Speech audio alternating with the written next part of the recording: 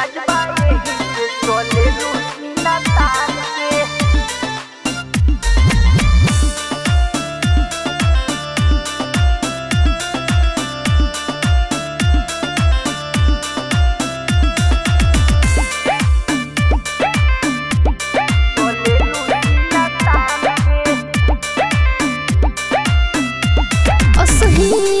जवानी हमर खिलल बा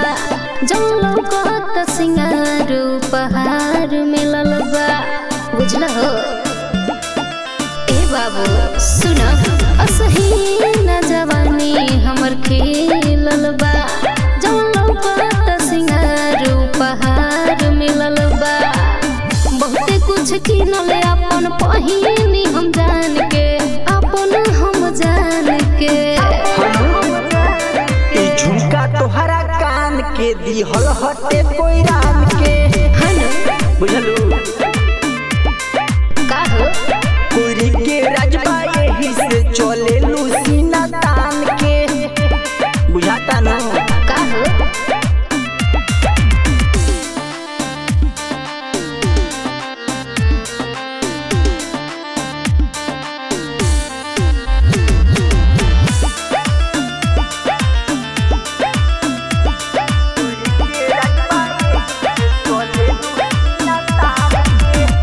बाबू तोहरा बकोई से पता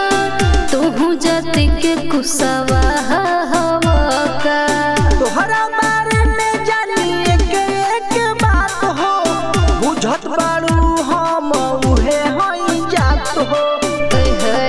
बुझल नु ए बाबू तोहरा बकोई से पता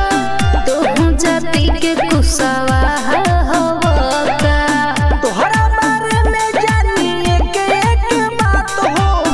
बुझत बारू हम उहे हई जात हो हनु कहेलन जान बाडू तू को पिचांद के हो तू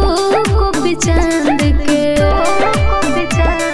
ई झुमका तोहरा कान के दिहल हटे कोई रान के कोरी के राजबा यही से चले लूसीना तान के।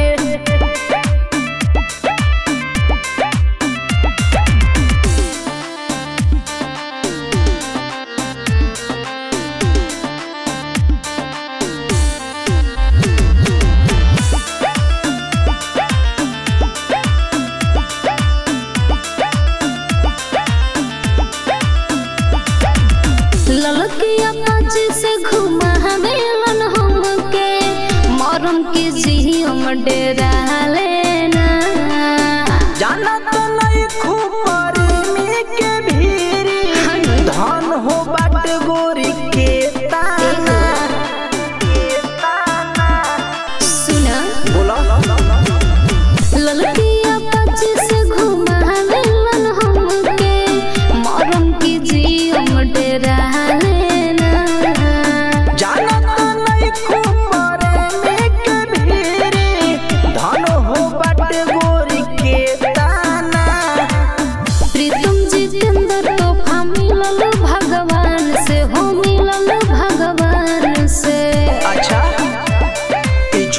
तोहरा कान के दिहल हटे कोई रान